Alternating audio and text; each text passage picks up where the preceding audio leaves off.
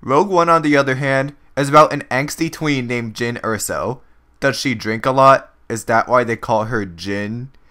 Kylo Ren tried to pull it too, but he wasn't worthy to be a true successor to the Skywalkers. He failed because he, killed the rest of his class. That kind of behavior usually gets you a failing grade in school. And as we all know, plenty of characters return like Leia, Chewie, and Han, but you know what happens. How can you see into my eyes like open doors? Kylo Ren, man. So good. He keeps trying to live up to the epic Darth Vader. He even slaughtered students like him. Master Skywalker, there are too many of them. What are we going to do?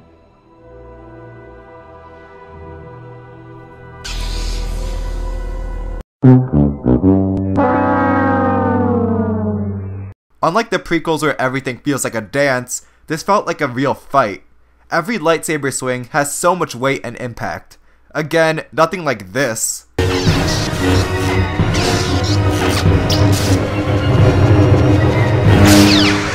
Watching episode 7 is such a blast.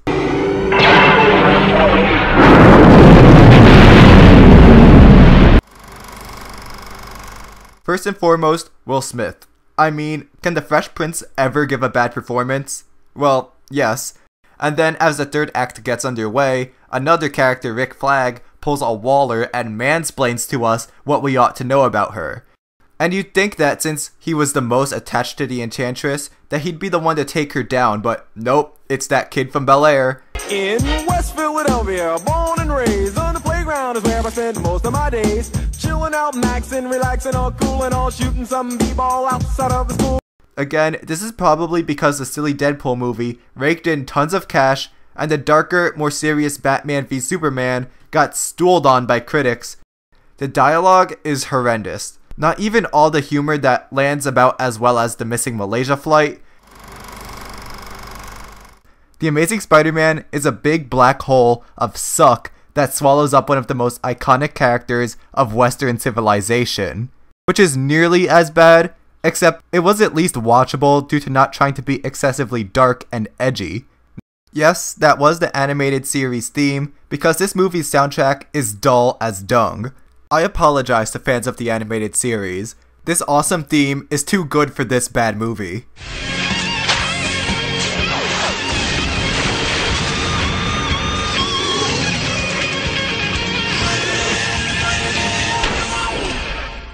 Forgetful, deceitful, and downright aggravating movie that had to be the worst superhero film since Batman and Robin. And let me remind you, they had the mid-2000s in between them. I seriously feel like whoever wrote this had Alzheimer's. Like, they'd write a piece of a Spider-Man movie, forget what they wrote, and then just write another totally different piece. Oh, time to write about Peter learning about his family. The next day. Oh, I'm gonna write about Spider-Man's origin. 12 seconds later. I should write a story about the lizard.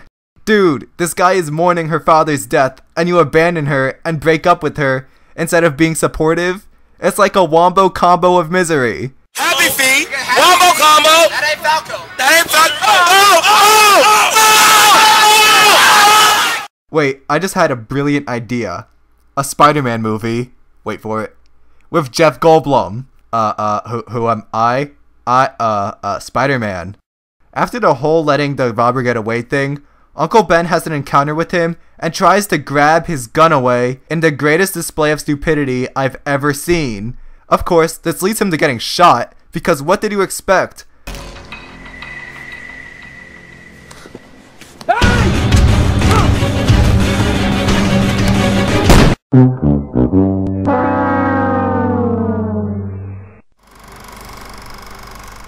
Justice League, however, hasn't been performing as well, making less than 100 million on opening weekend.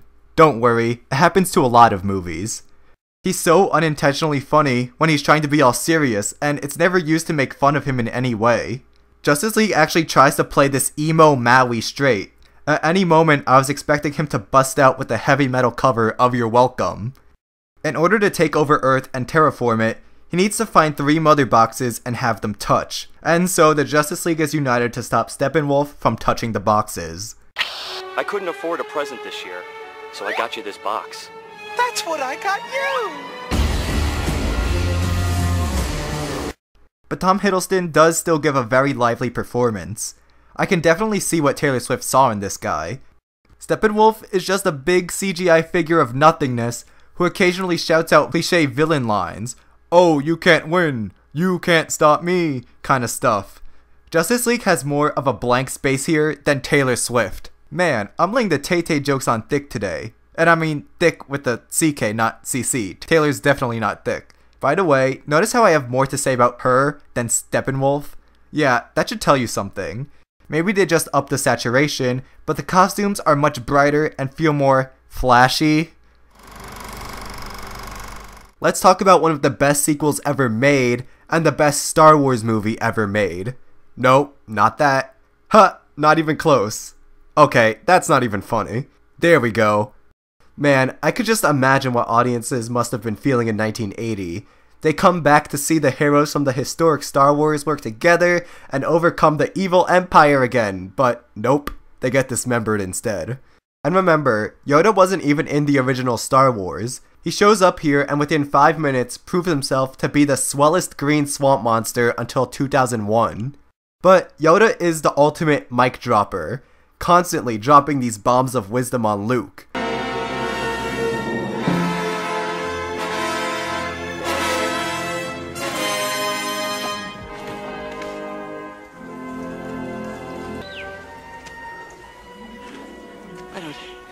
I don't believe it.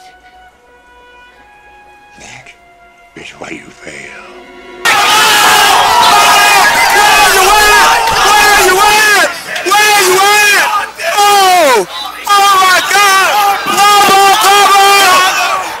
One last thing on Yaddle, I mean Yoda. We the audience are able to fully get invested in Han and Leia's relationship because of course we want them to get together instead of, the alternative. I think his plan is too complicated. If Vader wants to convert Luke to the dark side, all he has to do is say, Do it. Join me, and I will complete your training. With our combined strength, we can end this destructive conflict and bring order to the galaxy. I'll never join you! Do it. But on the other hand, Luke loses his other hand. Now, that's what I call abusive parenting.